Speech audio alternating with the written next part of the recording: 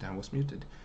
Well, hello everyone. Let's jump into Dominaria, limited finally online on Magic Online. And I'll start off with Seal to get to know the set a little bit better and look at cards that I might have not seen yet out of the spoiler. And yeah, once I've gotten to know the set a little bit better, I can start drafting. Also, this allows me to build up a collection for standard a little bit quicker, so probably a lot of Sealed coming up during this weekend. Okay, so rare sword. We have this mythic Muldrotha, which is very demanding mana cost, but if it sticks around it seems amazing. Unlike Constructed, you cannot play lands out of your graveyard all that often, but even being able to cast like a creature every turn out of your graveyard is an insanely strong effect. Yeah, so if we can make that work with the mana, that seems like something you would easily want to splash in a, like if you're any of these two colors, splashing the third one seems pretty much like a no-brainer. And we have this, oh no, that's not the one that I thought of, the one that searches up a land. Okay, so Kamal's Druidic Vow, look at the top X cards. So not only do you need a legendary permanent in play to be able to cast this, but also it only puts into play legendary permanents. So that seems not that strong. I would want to avoid that if possible. Sylvan Awakening I'm a little bit unsure about, but it seems pretty powerful to me. It's pretty situational because you can't really use it on defense. You can make your lands into 2/2 reaches for a turn, so if your opponent's attacking you with flyers, you can maybe use it defensively, but it's not that great there. But once you get to like 7 or 8 lands in play, then you can swing for 10 power worth of haste at them out of nowhere. That seems like a very strong effect, especially because out of green there's not a lot of haste, so your opponents are less likely to respect that possibility. So kind of a Root Awakening, but a little bit of a fixed Root Awakening, because you don't get the untap to go with it, which makes it slightly less insane, but it's also a lot cheaper. You have this expensive Armageddon type card that also seems not that great. Obviously, when you're ahead on the board, you can use this to kind of close out the game and cut your opponent's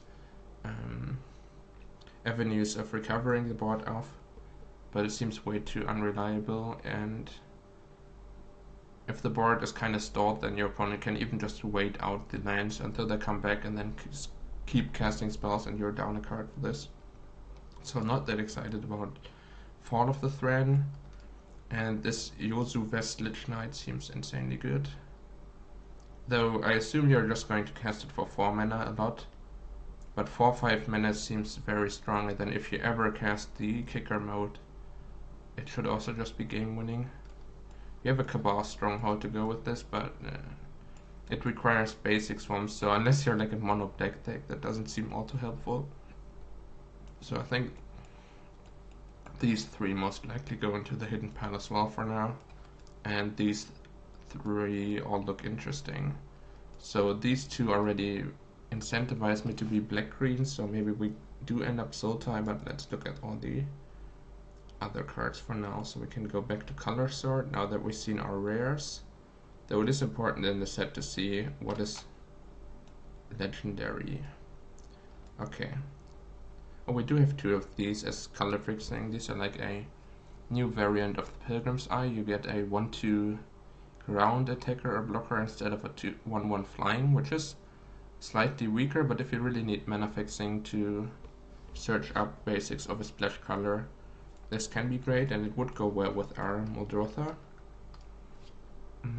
Attacks or blocks, this seems pretty mediocre.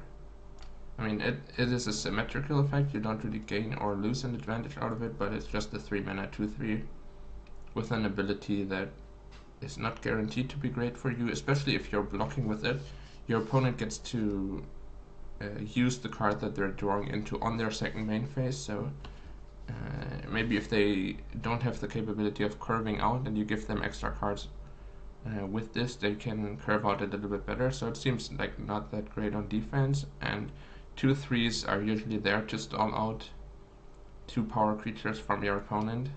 So if you really need this for curve purposes, you could run it, but for me it seems like more of a downside, even though the effect is highly symmetrical. Because your opponent gets the first hit at this, it makes it a little bit worse. Esther Glider, 2/1 flying, can't block. Reasonable aggressive creature, can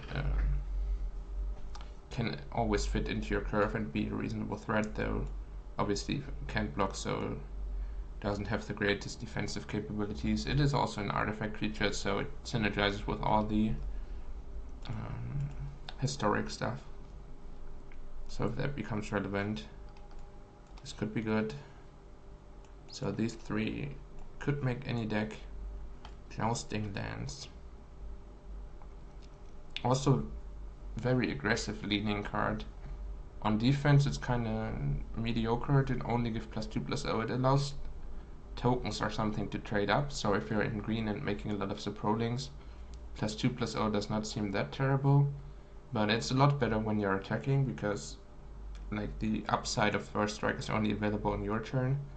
So these 2 are already pretty aggressively leaning. Also seems like a reasonable card. This is kind of low impact.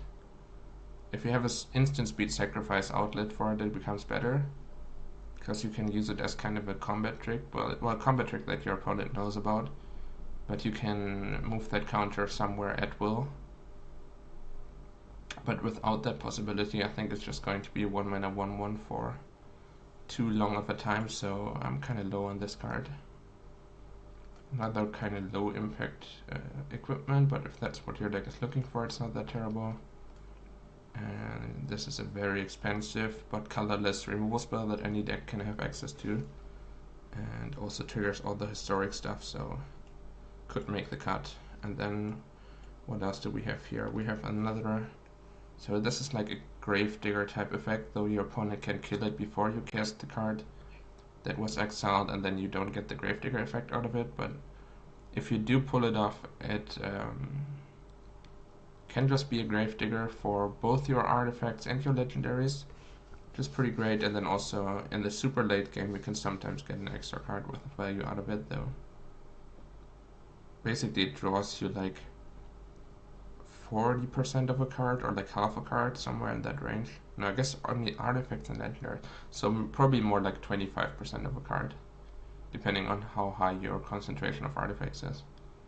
But yeah, without the exile, the top card of your library ability, it's already a pretty strong card. And it goes really well with the Blood Tallow Candle, because you can play this for 3 mana and then immediately cast the candle out of it before your opponent can use sorcery speed removal on it. So that seems interesting. And if we do end up in like a soul type brew, which so far it's looking like, then this would fit right in. Allows me to even like recover the Muldrotha, and then the Muldrotha gets this back, and so on. That's kind of a loop. Well, they have to die in between somewhere to be a loop, but you know what I'm trying to say. Like, they synergize well because they're both graveyard shenanigans and recur each other. Rev Capuchin. This allows me to cast my artifacts and legends with flash, so especially early on in the format when people might not be giving enough respect to this guy yet, it could be great to just ambush people with it that aren't like not aware of its existence yet. You just pass with 4 mana open and then they attack their 2/2 into your board or something. I think that's something that's going to happen less and less the longer the format runs. But for now it's still a possibility, though, yeah, obviously different colors than the currently enticing looking rares that I have here. Okay, so green. 6 mana 7/6 is a reasonable filler. Losing out on trample over Colossal Headmaw is actually pretty sad, but okay, we have more 6 mana 5/5s, obviously worse on the front side. But it does get double power if it attacks alone, so it's more like a 10/10 on offense. Once again, an effect that is better when attacking. It's an interesting trend, and you can kick this, so it's a 9 mana 10/10. Yeah, so I think it's going to be better than the Primordial Worm most of the time. Also, it has the legendary synergies. So, for example, it works with the Rona. These look pretty strong. A nice defensive body holding off opposing flyers. Also seems pretty nice. Grow from the Ashes. Search the library for basic. I have not seen that card yet. If it was kicked, you search for 2 basics. So you get 1 basic for 3 mana, which is okay, especially when you're splashing, but slightly below the curve. And then for 5 mana, you get 2 base. So basically, both halves of this are like a little bit worse than you'd want them to be, but they're both fine.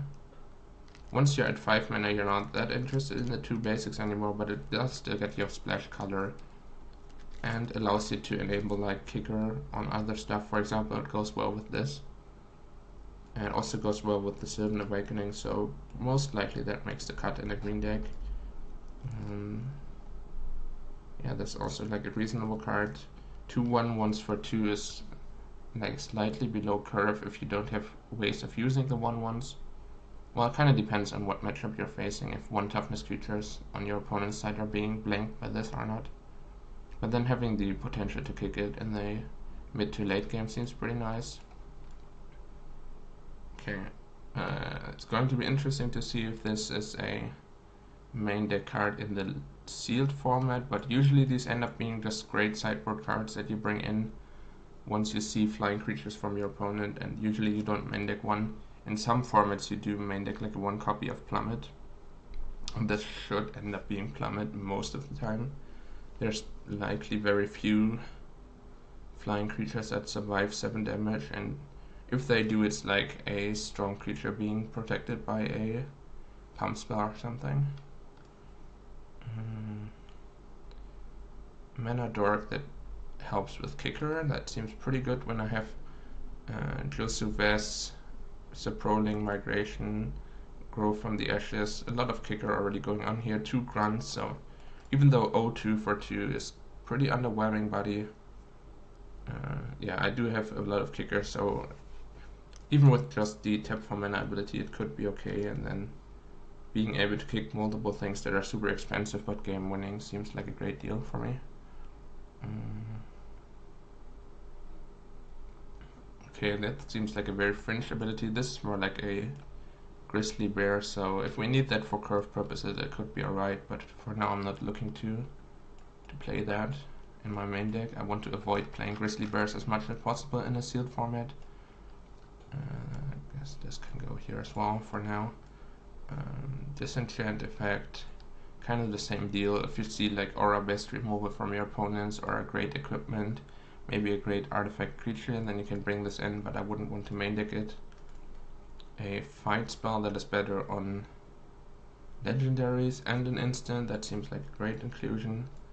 And Adventurous Impulse, which is probably an alright filler card, but the fact that you can sometimes miss on this if your deck is too heavy on instants and sorceries, and the fact that you're just paying for selection means that it doesn't always have to make the cut, but it's like a reasonable inclusion to smooth out your draws a little bit.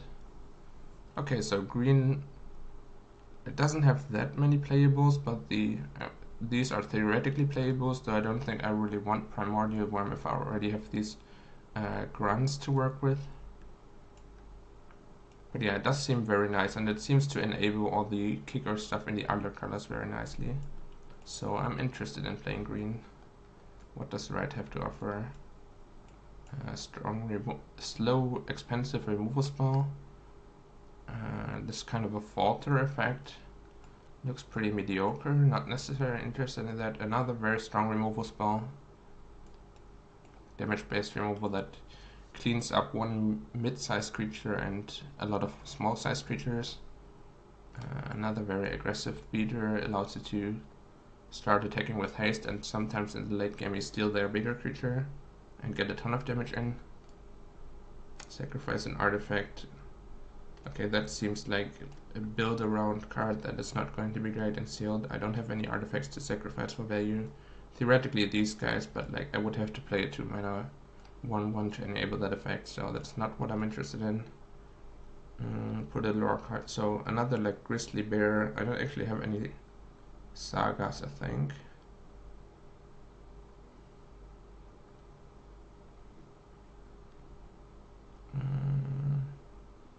Yeah, so my red is just a bunch of Grizzly Bears and like below the curve creatures. These two removal spells are pretty nice. I might end up splashing them, but I think my red is a color that I just don't want to play. I have combat trick, creature that's below the curve, creature that's like a Grizzly Bear, another trick, another Grizzly Bear, another creature below the curve. Like just not a lot of reason to be red. Just looks very mediocre to me. Okay, let's look at the black, because we already have multiple reasons to be black in our multicolor cards.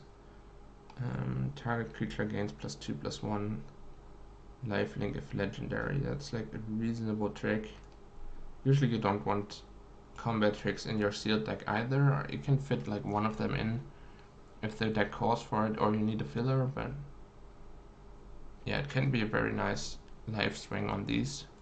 Though that depends on the matchup whether a life swing is worth running an otherwise pretty underwhelming card. So it's a 1-mana 1/1 menace, that seems pretty bad, or a 4-mana 3/3 menace, that seems okay. So this is also like filler level card if you need a 4-drop to be attacking with. Also more aggressively leaning. With the 3/3 menace you would rather be attacking than blocking, but yeah. So not necessarily something that needs to end up in my deck just like this, but pretty reasonable card. Also goes well with the kicker theme, of course. Not that there's a lot of support for it, but at least this Elf Helm Druid can power it out a little bit earlier. I guess for a 4-mana card it doesn't really matter, because on turn 3 you would have 4 mana with just the normal accelerating ability. This gets you to a 5-drop kicker on turn 3 or a 6-drop kicker on turn 4, and like this one is not going to take advantage of the double acceleration.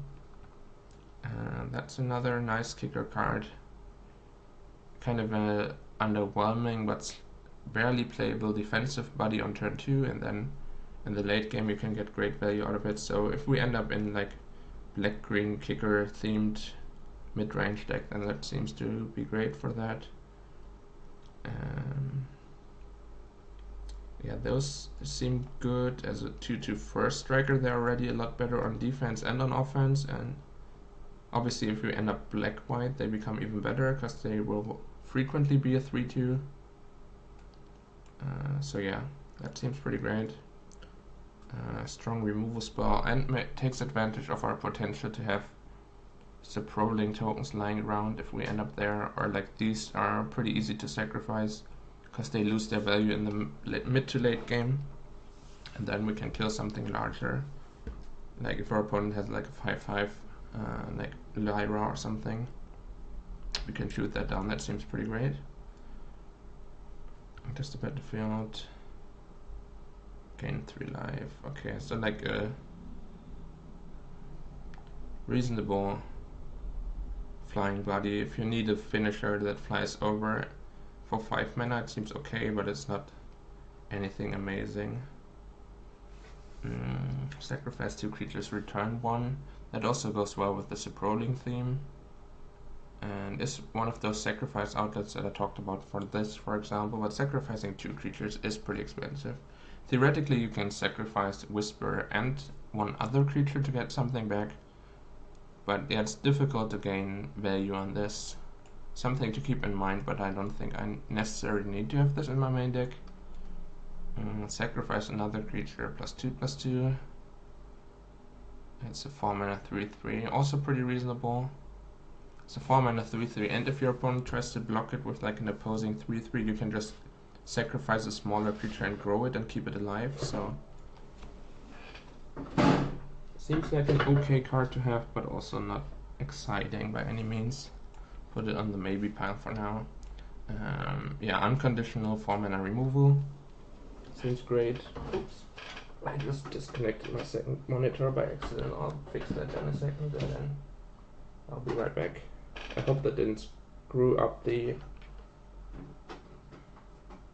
OBS at the same time. God damn it. Ah.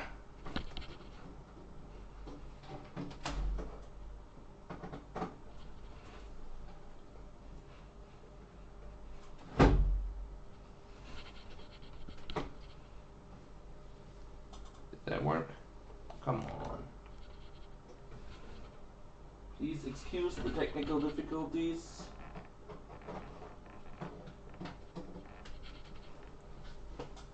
There we go. That fixed everything. That was not a great move. Okay, there we go. Back to black. Dark bargain. Oh yeah, I was gonna say, like, that's obviously great. Unconditional removal. 4 mana sorcery. Great rate. Look at the top 3 cards of your library. Put 2 of them in your hand. So pretty expensive, but it is card advantage in black. Seems like a good deal. Trainer's Torment to each opponent. So it gains you 4 life and deals 4 damage, and then you get a Nightmare token that deals half of your life round down. That seems pretty mediocre.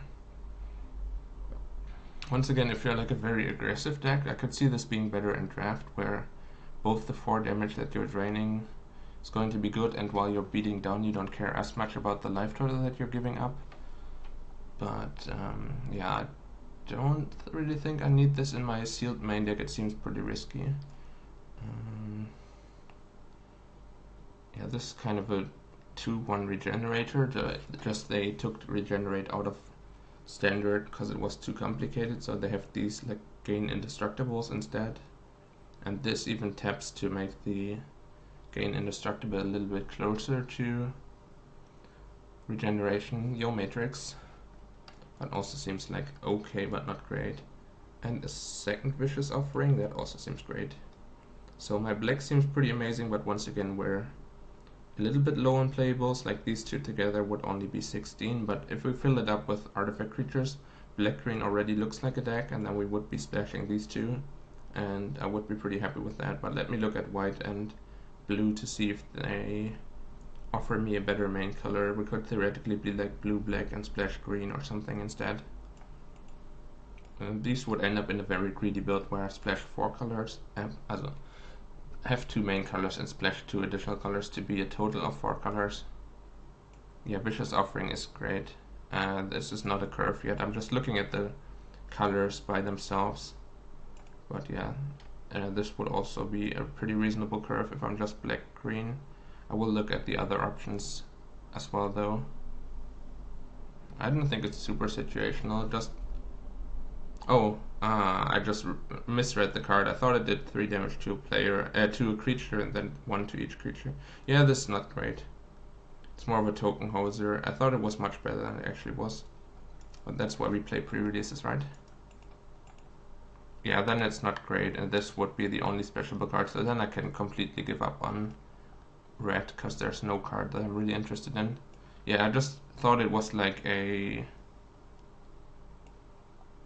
just like a better card. It's more like a down-sized version of the Chandra's Outrage. Okay, so let's look at white first, because currently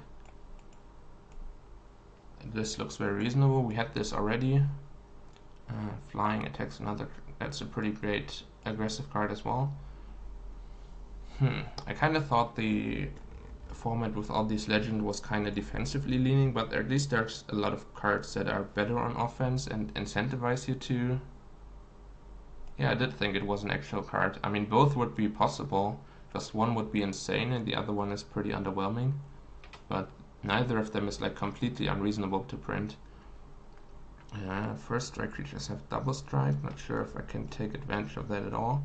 I guess we have Knight of Grace and then just one Knight of Malice, so black-white aggressive would already give this guy a reason to be there. 2/2 lifelink is kind of a decent defensive creature. This one has first strike, so it goes with the Quende. Okay, that seems not that great. You can grow your biggest creature, but it does just mean that your biggest creature is pretty weak to getting picked off by a removal spell.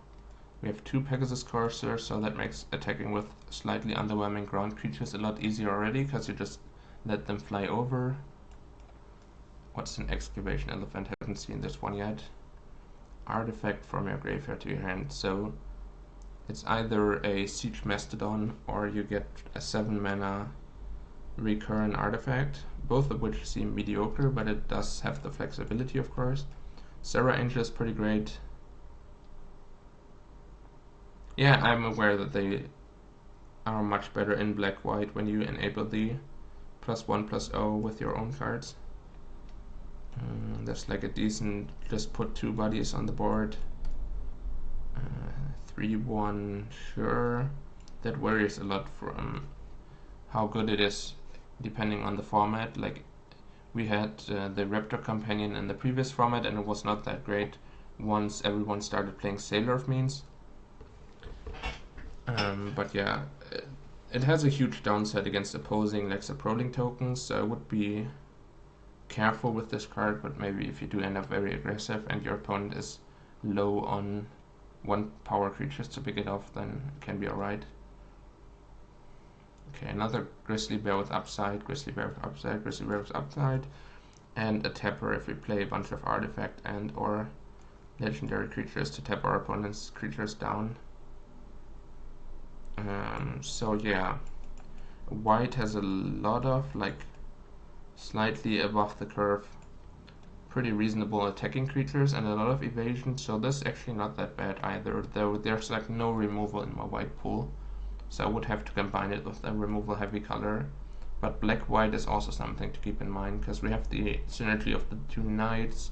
The knights go well with my Quenda to give them double strike instead of first strike, and we can fly over, so pretty reasonable aggressive set of creatures. And what does blue have to offer? 4/5 hexproof, kind of mediocre.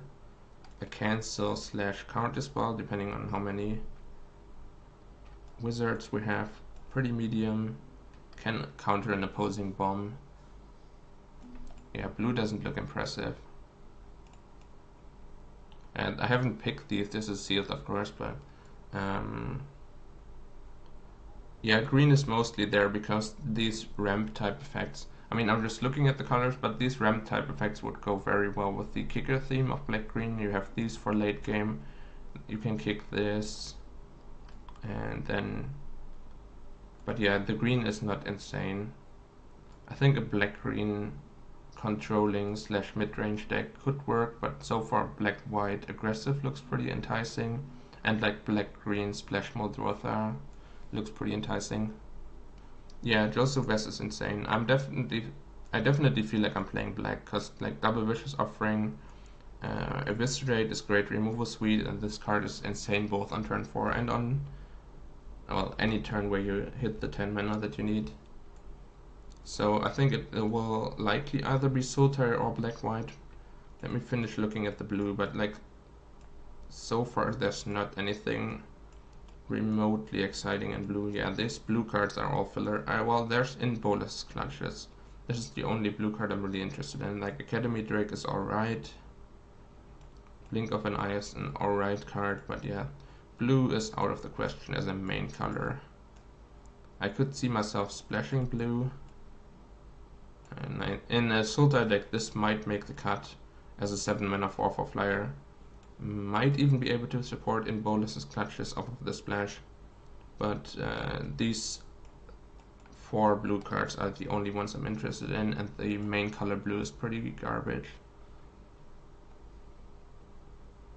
Of the blessings, yeah, but the blessings you put on your worst creature, right, and then made it into a real threat. Here you have to target your biggest creature. Sure, if your biggest creature is like a 3/3 and your opponent has a 3/3, and then you get to attack with your 4/4 and get the full damage in instead of trading, then it can be great. But so far it seems pretty underwhelming to me, though it goes well with flying creatures, of course. If we have this Avon's entry, then make it into 3 flyer and then into a 5/4 flyer and then like double strike it up or something. Well, just flying first strike lightning, but we can give it double strike as well. Then it could be okay. But so far I'm pretty low on this Triumph of Gerard. Obviously anything could be wrong. We're still testing cards out and seeing how the format shapes up. So still, after examining all the colors, black, white and Sultai seem good. So let's just build those two decks and compare them side by side. So I'll start with black, white because that's the easiest one to build, I guess. This is 23 cards and we still have these to work with. That could be okay. And then there's some more here. Don't think that's a deck for Whisper. This one could be like an okay curve filler as well.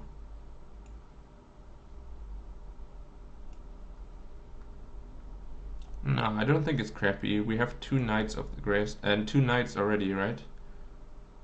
I mean, sure. No, I don't think it's crappy at all. For example, if you go like Knight of the Malice into Quende, then this is already attacking for 6. Seems like a pretty great deal, right? I think you undervalue that card. Also, we do have some equipment. We have potentially 2 equipments available to us. And this one even gives first strike on our turn, so we can put it on like an Aven Sentry. And then we attack for 10 with Aven Sentry. Because it gets +2/+0 and yeah, but I think it's pretty decent in general. Obviously you need some support for it. But if either the double strike on itself or the text box below it are relevant, then it's already enough, I think. Oh yeah, I do have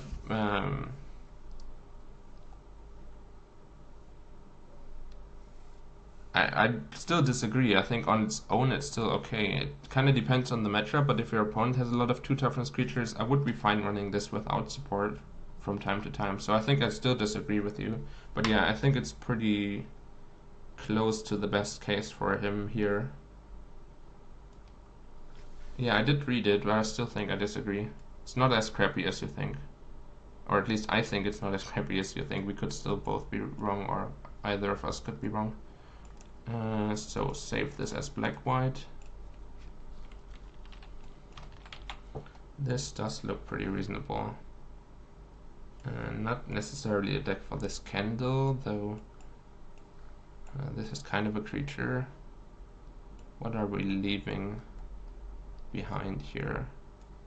The Caligo Skin, which would also be a lot worse in this deck because it is very aggressively leaning. I would probably go with something like, I don't have that many legends, right? 2 legends in my main deck right now. So this would likely end up being a 2/2 most of the time. We can run this Mesa Unicorn, for example. And these Skittering Surveyors are not that great either. They trigger like the Sarah Disciple to make it attack for more and allow me to smoothly get to 5 mana, but they're kind of underwhelming as well on their own. So this is like a reasonable 4-drop, but I think we're kind of overloaded on 4-drops already. Could just run the second Mesa Unicorn, though we're pretty happy on 2 mana 2/2s then, which I'm not that happy with. Yo, Dominate.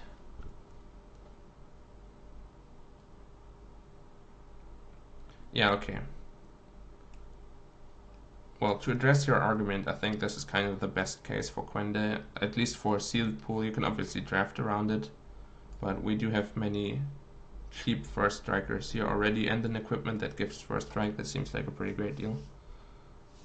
Yeah, I agree with the Surveyors, but my curve doesn't really have anything that I can put into the 3-drop slot all that well. I mean, this is okay, but also kind of an underwhelming body, and you don't want to be forced into babysitting it with 3 mana each turn. You could consider just running this in this deck, I think. Though 1 toughness is a pretty low boost. It's a lot worse than +2/+2 in terms of keeping your non-legendary creatures alive. Okay, I'll get back to this in a second. This looks very reasonable. I could see cutting the candle. I could see cutting any of these, well, not these top ones, but Call the Cavalry could be cut. And yeah, we can adapt this a little bit to go either slightly higher or slightly lower in the curve. But let's look at what it's competing with, which should be Sultai. So kind of like a black-green ramp type deck with a bunch of big creatures in the late game, not this one. Sylvan Awakening as a finisher. We have these grunts to go over the top. The Jozo West gets a lot, well, not better maybe, but it does become a better possibility to keep kicking it more often. The Saproling generation makes our Vicious Offerings a little bit better because we have creatures to sacrifice. The Calico skin, which is better here, both as a blocker and because we have the capability of kicking it quite frequently. This one we wanted. And then these would be our Blue Splash. Skittering Surveyors do seem like what this deck wants to do, though the Aster Glider does not seem like what this deck wants to do. And yeah, maybe we can manage to splash in Bolas's clutches, though most likely we won't. This one also seems a little bit interesting, though probably too low impact as a splash. What are we leaving on the table here? It's Curve Sword. I think I don't need a Primordial Worm in this type of deck. Disenchants, nope. This can feel like the curve, but I would prefer not to play it. This one could make the cut, or maybe these Stronghold Confessors.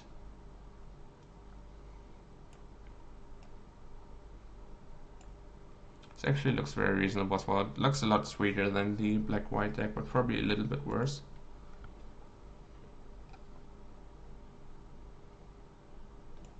Yeah, I'm not sure if the hordes of 2/2s are where you want to be though. It's a good starting point because it's easy to understand that it's like okay. Maybe this is a deck for Whisper as well, because we have some weaker creatures to sacrifice and we have some stronger creatures to get back, though having a 4-mana 2/2, as long as you're not activating the ability, it's a pretty big tempo loss. You could be running this as well. Yeah. Probably this is more of a 17 land deck than a 16 land deck, so very likely I still have to cut a card here. This does look like a very sweet version of this archetype though. It's going to be difficult to bring myself to not play this, though probably if I want to be winning I should just be playing the black-white deck. Grun does not have trample, no, that's the one downside. It can attack for 20, but then it doesn't trample. If you kick it and then it attacks alone, then it's basically like 20-20. If that had trample, it would be way too good. Arcane Flight, I mean, it does go well with these grunts, of course. But I think it doesn't really fit what the deck is trying to do necessarily. I guess you can put it on these Skittering Surveyors to make yourself like a 2/3 flyer. Yeah, the problem is like, then I open myself up very hard to removal if I do that. I guess it's something cheap to cast off of Muldrotha as well, if I have a cheap enchantment. It's a little bit weird to splash these, but I don't hate the idea. Could actually be good.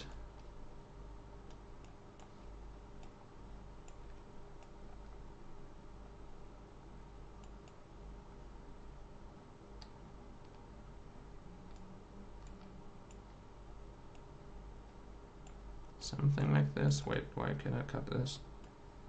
Or maybe this instead. Fight spell, wand. This goes very well with the Rona. Sylvan Awakening still seems good though. Yeah, seems alright. Yeah, not sure if I can fit 2 of these in, but I like the idea. I like the idea. Yeah, I think it's probably better to just have another creature on curve to hold the ground with.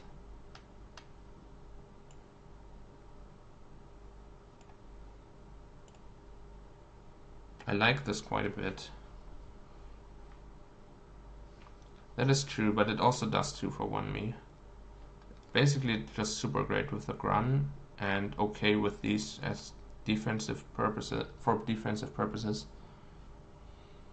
Yeah, seems like something worth testing. Yeah, but only on your turn. It's a very aggressive card.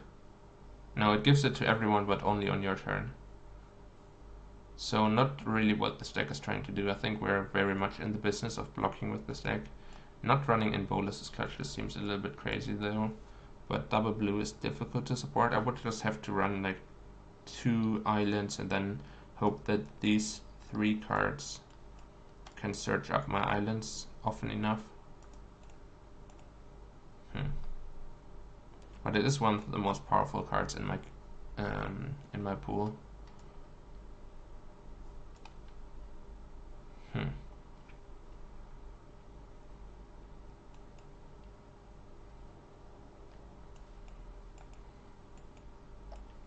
Now I'm a little bit heavy on 6 drops, of course. Well, I don't think we really need draw, because like when you're busy tapping out for a kicked card every turn, then you don't need card draw. You have enough spells in your hand already. Like if I can cast this for 4 and for 10, if I can cast this for like 3, for 6 and for 9 and so on, then I will be busy tapping out every turn, even if I'm not drawing extra cards. And I also think we have an above average amount of card advantage here. We have this to get a creature back, this to get a creature back, and an actual draw spell. I don't think we're lacking in draw. Well, yeah, okay, we're hitting land drops, but these 2 also help us hit land drops, so it's kind of like if we run 17 lands, we're already pretty close to like an 18 to 19 land deck with these 3, giving me extra mana sources. I don't really think that's the problem. Yeah, I think I will start with this just because it looks a lot sweeter. Once again, I'm aware that it's possibly correct to just run the black-white deck. Probably want the extra green source. This one's triple black, but like very much in the late game. We have the same amount of black and green 2 drops. This fixes my mana though. Out of green. These are more like late game cards. Maybe the extra swamp is actually better. Yeah. Okay, let's run 1 extra swamp. The second island and the in Bolus's Clutches are both pretty greedy, but I think I want to run them. Okay. And let's finalize the black-white deck as well. I think it just comes down to likely cutting this Call the Cavalry, because we don't really have ways of utilizing the tokens that we generate. I guess Vicious Offering is a decent way to take advantage of that. Maybe we don't want this short sword though. It does go well with the Serra Disciple to both trigger it and make it a little bit bigger while it's flying over.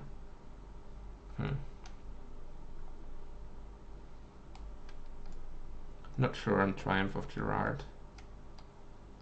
Also not sure on whether we just want like one of these extra 4 drops. Probably not. Anything here we're leaving on the table? Not really. We have the Armageddon here, but still doesn't really seem like I want to be doing that. The sword. I could see cutting the sword. I could also just see running 16 lands, but we could cut like the sword and run 16 lands and play something else. Also a possibility. I don't really like Skin Witches in this deck. I know you were a fan of it.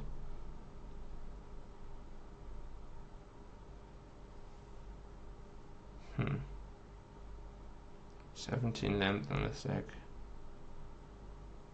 I'm not that big of a fan of this. I think I like this sword a little bit more.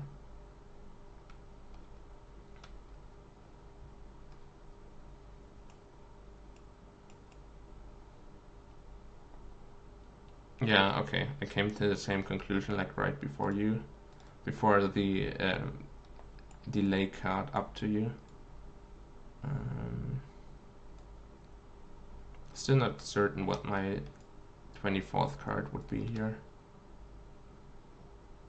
I guess what is the most experimental card?